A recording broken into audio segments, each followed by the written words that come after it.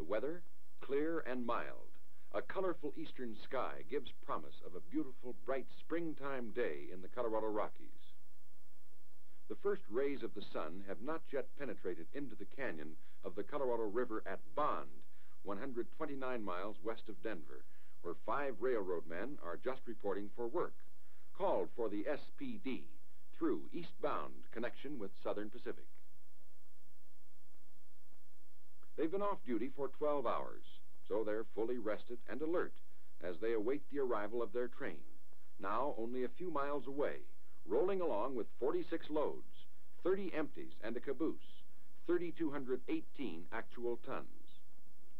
Its loads include lumber and plywood from the forests and mills of the Northwest, going eastward for new homes and factories, lettuce and oranges from California en route to the markets of the Midwest, other fruits and vegetables, canned goods, cattle, ore and oil, a typical cargo with a total value in excess of $160,000.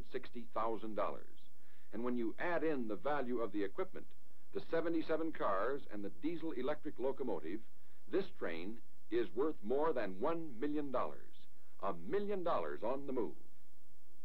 And it rolls along freely on the easy uphill grade of the Colorado River route, pulled by the 6,000 horses packed into the 4 diesel units. Powerful, well-trained horses, instantly responsive to the engineer's touch on throttle and brake. Since leaving Grand Junction at midnight, the air brakes have been applied 8 times, including 1 emergency stop, and each time they were fully effective.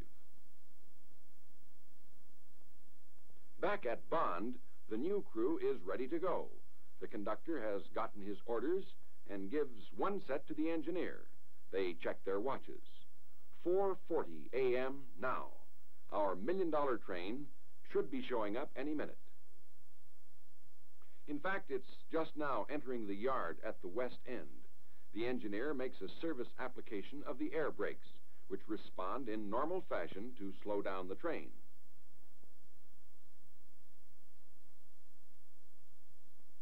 And here she comes. These 3 men, fireman, head brakeman, engineer, will ride the head end for the final 129 miles into Denver. The conductor and rear trainman will ride the caboose. All are skillful, careful, experienced railroaders.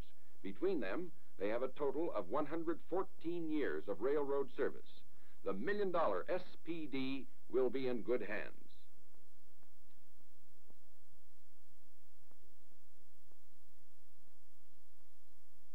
Another air brake application brings the heavy train to a stop, exactly where intended. In accordance with air brake rules, the incoming engineer leaves the brakes applied. 2/3 of a mile away, a car inspector makes a visual inspection to be sure the brake application is effective all the way to the rear of the train.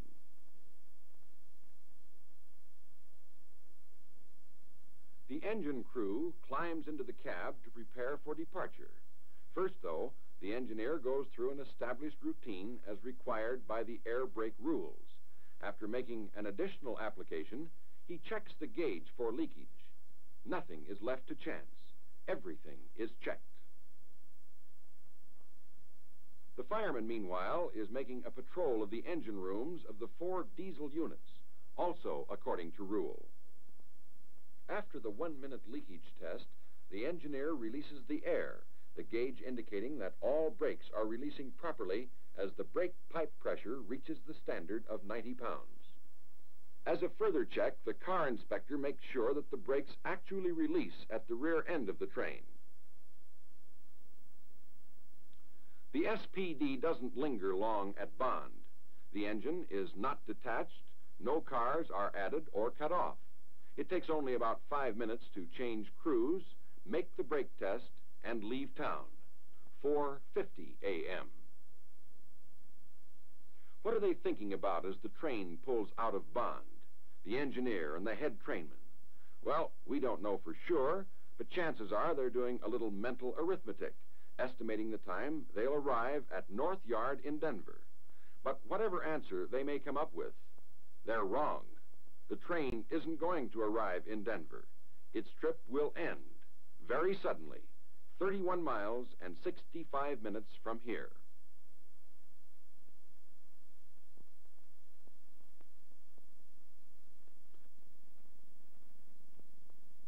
The fireman leaves the cab at this point to make another routine patrol of the engine rooms, which usually takes about 15 minutes. He doesn't know it, but there is not that much time left. 2 men are in the cab now. The brakeman has been railroading for 29 years. The engineer for 36. He's run engines over this territory for more than 20 years. The safety of this million-dollar train and their own safety and that of their fellow crew members is in capable and experienced hands. 5:45 a.m. now. 10 more minutes, 8 more miles. 4 minutes later, 2.5 miles closer to trouble, the SPD breezes past Kremling. The signal is green. Proceed. They've all been green since leaving Bond. Speed is now up at the authorized maximum. Another green aspect at the intermediate signal. Both engineer and brakeman see it and call it. Then the brakeman makes another visual inspection of his train, doing his job according to rule.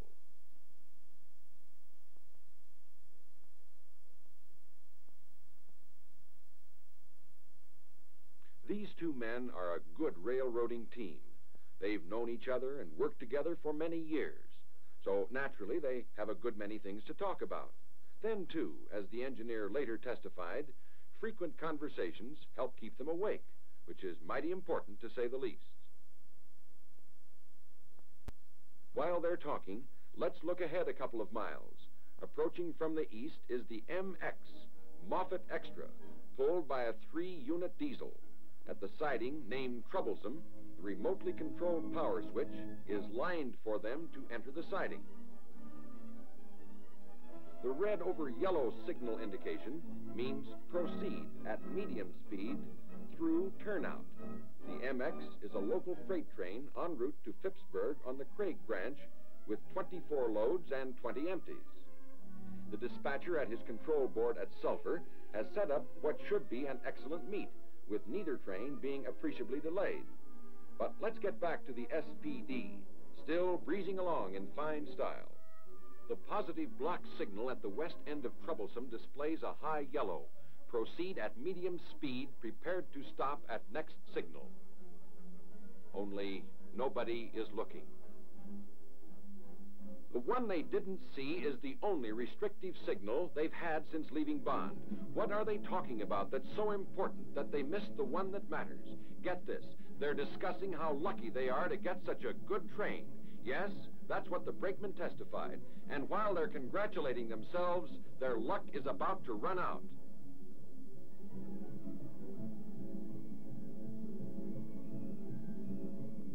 Suddenly, the engineer realizes what's happening. He slams the air brakes into emergency, but it's too late.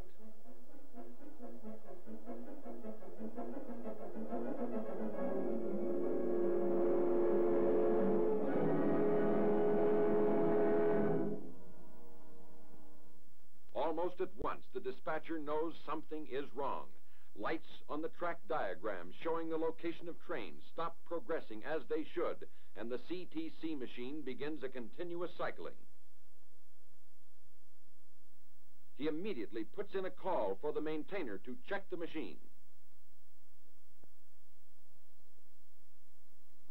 The scene at Troublesome is one of incredible destruction.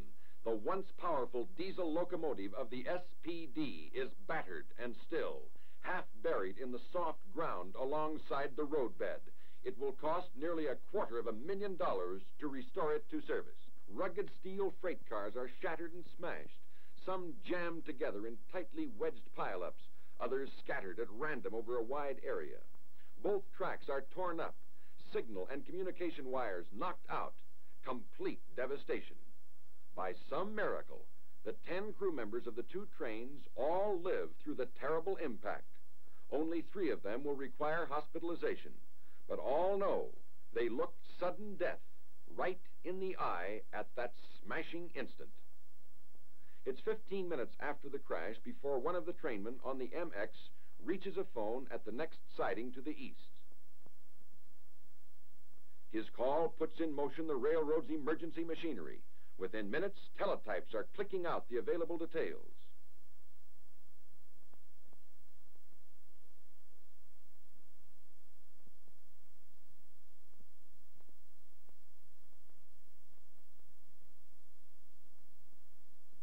Principal officers are immediately notified by phone. A gigantic cleanup operation is speedily organized to clear the track and restore the line to service. Work trains with giant cranes are quickly assembled at Denver and Grand Junction and started on their way to Troublesome.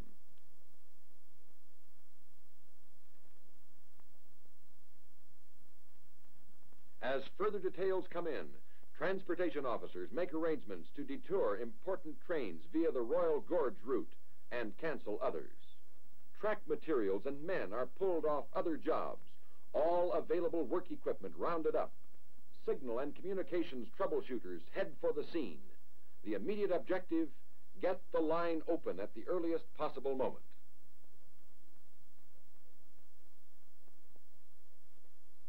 The back-breaking, heart-breaking task was soon underway as men and machines attacked the twisted maze of steel and wood. The giant locomotive crane from Denver went to work on the pile-up at the east switch where the collision occurred to clear a pathway through the tangled wreckage so that the torn-up track could be restored to serviceable condition and the railroad reopened for traffic. Time enough later to think about salvaging damaged equipment and lading.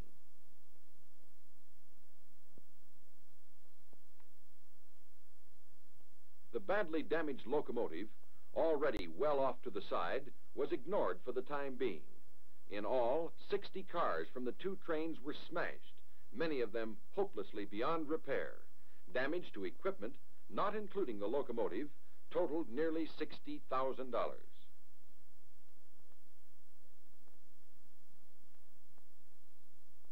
In addition to the main pileup at the east switch, a secondary impact occurred a quarter of a mile west where several cars of the SPD jackknifed into the MX on the adjoining track.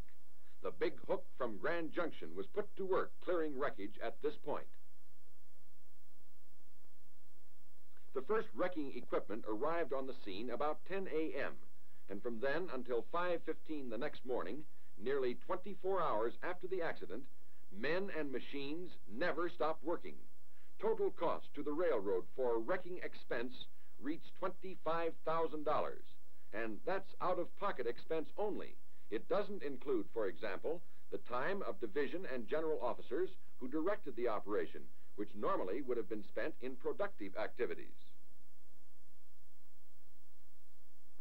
While the powerful crane was pulling and tugging at the wreckage, truckloads of ties and other track materials were arriving and being unloaded for the necessary track rebuilding.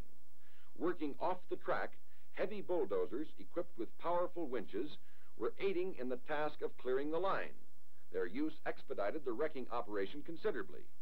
So tightly wedged together were some of the wrecked cars, it was often very helpful to be able to pull in two directions at once with crane and bulldozer.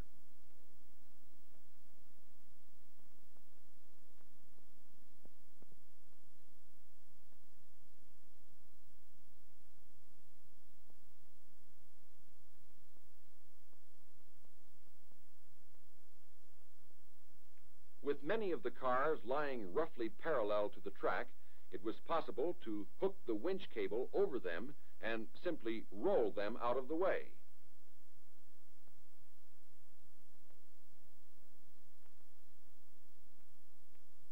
Car by car, the wreckage was disentangled and moved aside, an agonizingly slow process, but progress was being made. Crane and bulldozers kept at it without pause.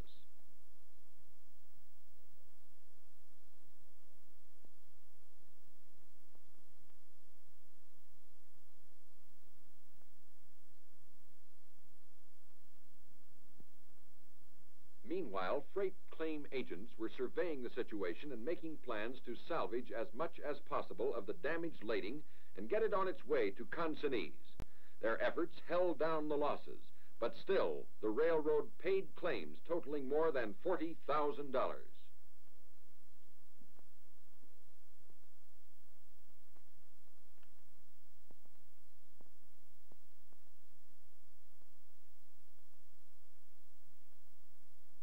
At the secondary pileup, the big hook from Grand Junction was making good progress.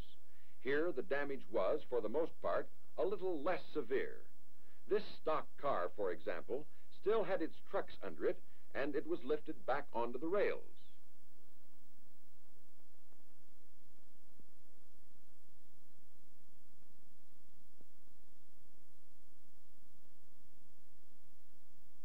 The laborious task went on and on.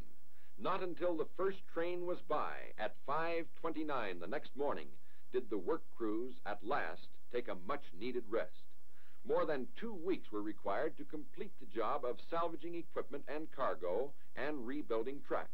Restoring the railroad to its former condition at this point cost more than $17,000.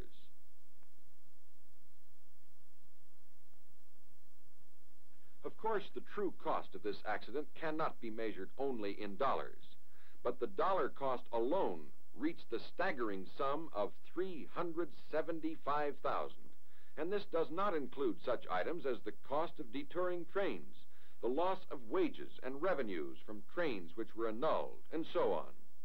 But of even greater importance are the long-term effects on the railroad and its employees, most particularly the 10 men directly involved, the 10 men who faced sudden death because of the momentary carelessness of 2 of their number. Who can put a price tag on that?